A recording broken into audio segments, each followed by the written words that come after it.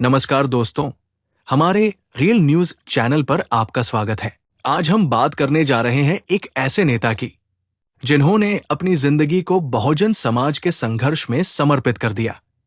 जी हाँ, चंद्रशेखर आजाद रावण, जिन्हें लोग प्यार से रावण भी कहते हैं, एक ऐसे योद्धा है जो जातिगत अत्याचारों के खिलाफ खड़े हुए और लाखों बहुजनों की आवाज बने।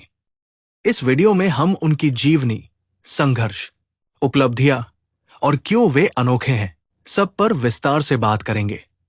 अगर आप बहुजन समाज से जुड़े हैं या सामाजिक न्याय में इंटरेस्ट रखते हैं तो लाइक और सब्सक्राइब जरूर करें। चलिए शुरू करते हैं। दोस्तों, चंद्रशेखर आजाद रावण का जन्म 3 दिसंबर 1986 को उत्तर प्रदेश के सहारनपुर जिले के एक छोटे से गांव घड़कौली में हुआ। उनका परिवार दलित समुदाय से ताल्लुक रखता है और उन्होंने बचपन से ही जातिगत भेदभाव का सामना किया। पिता एक स्कूल टीचर थे जो बाबा साहेब अंबेडकर के विचारों से प्रेरित थे। चंद्रशेखर ने अपनी पढ़ाई सहारनपुर से पूरी की और फिर डीएवी कॉलेज, देहरादून से लॉ की डिग्री ली।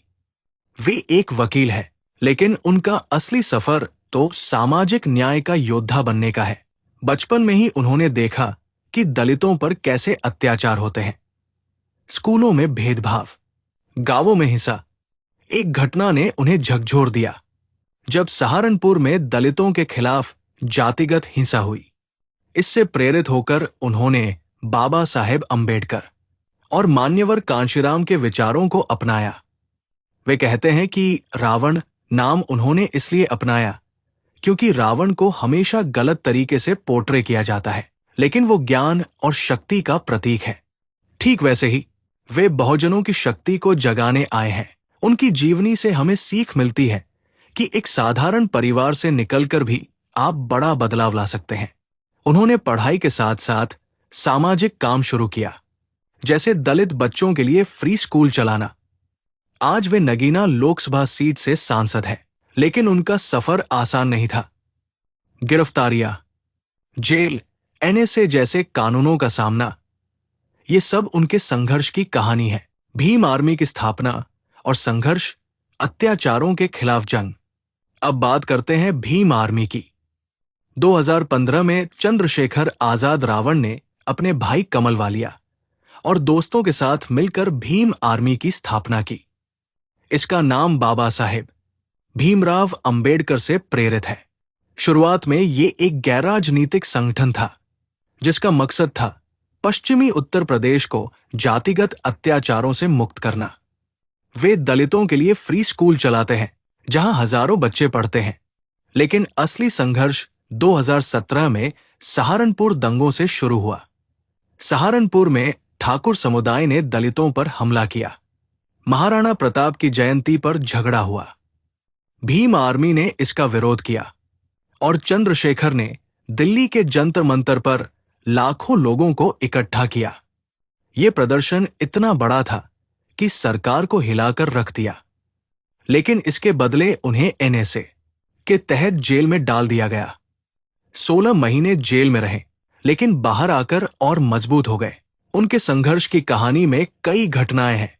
2019 में सीएनआरसी के खिलाफ दिल्ली में जामा मस्जिद पर प्रदर्शन किया, जहां पुलिस ने उन पर लाठीचार्ज किया। वे घायल हुए, लेकिन नहीं रुके। भीम आर्मी ने हाथरस गैंगरेप केस में न्याय की मांग की, जहां दलित लड़की के साथ अत्याचार हुआ। चंद्रशेखर खुद हाथरस गए, परिवार से मिले और पूरे देश में आंदोलन चलाया। उन्होंने कहा, हमारी बहन बेटियों की इज्जत पर हाथ डालने वाले बख्शे नहीं जाएंगे। भीम आर्मी आज लाखों सदस्यों वाला संगठन है जो शिक्षा, स्वास्थ्य और न्याय के लिए काम करता है। चंद्रशेखर का संघर्ष सिर्फ दलितों का नहीं, बल्कि सभी बहुजनों, एससी, एसटी, ओबीसी और माइनॉरिटी का है। वे कहते हैं, संविधान बचाओ, भाईचारा बढ़ाओ। उनके जैसे नेता की कमी है, क्योंकि वे सिर्फ बातें नहीं करते, एक्शन लेते हैं। जेल जाना, मार खाना, लेकिन हार नहीं मानना, यही उन्हें अलग बनाता है। आजाद समाज पार्टी और राजनीतिक सफर, संसद तक का रास्ता। 2020 में चंद्रशेखर ने राजनीति में कदम रखा और आजाद समाज पार्टी कांशीराम की स्थापना की। इसका नाम कांशीराम साहब से प्रेरित है, जो बहुजन समाज पार्टी के फाउंडर थे। पार्टी का मकसद है बहुजनों को राजनीतिक ताकत देना। 2022 के यूपी विधानसभा चुनाव में उन्होंने हिस्सा लिया। हालांकि सीट नहीं जीती, लेकिन वोट बैंक बनाया। फिर आया 2024 का लोकसभा चुनाव। नगीना सीट से वे निर्दलीय नहीं, बल्कि अपनी पार्टी से लड़े और भाजपा के उम्मीदवार को हराकर सांसद बने। ये एक बड़ा उलटफेर था। संसद में उनकी शपथ ने सबको चौंका दिया। उन्होंने 15 नाम लिए, जैसे अंबेडकर, कांशीराम, बुद्ध, महात्मा फुले। वे संसद में बहुजनों की आवाज उठाते हैं, जैसे पेपर लीक, जातिगत जनगणना, आरक्षण पर हमले। उनकी पार्टी अब मिशन 78 चला रही है, जो कांशीराम के 78 जिलों वाले विचार से प्रेरित है। वे पूर्वी यूपी से लेकर पश्चिम तक रैलियां करते हैं, जैसे मुजफ्फरनगर में संविधान बचाओ रैली। राजनीति में वे नए हैं, लेकिन उनका संघर्ष पुराना है। टाइम मैगजीन ने उन्हें 2021 में फीचर किया। दुनिया के उभरते लीडर्स में देश में बहुजनों के लिए ऐसा नेता दूसरा नहीं, क्योंकि वे युवा है, शिक्षित है और सड़क से संसद तक लड़ते हैं। दोस्तों, अब सवाल ये कि क्यों वे अनोखे हैं? क्योंकि दूसरे नेता चुनाव लड़ते हैं वोट के लिए, लेकिन चंद्रशेखर लड़ते हैं न्याय के लिए। वे जेल गए, लेकिन टूटे नहीं। दलित युवाओं को प्रेरित करते हैं पढ़ाई के लिए, संघर्ष के लिए। मुस्लिम, पिछड़े, सबको साथ लेते हैं।